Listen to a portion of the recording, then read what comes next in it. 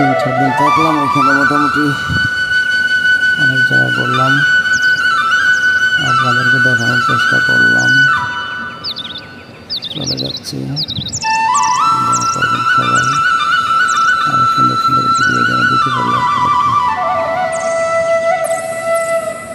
অনেক ভালো লাগছে, ঘোরাঘুরি করলাম, রাস্তাঘাটগুলো ভালো থাকার কারণে আরও ভালো লাগছে বেশি। মোটামুটি সবাই ভালো।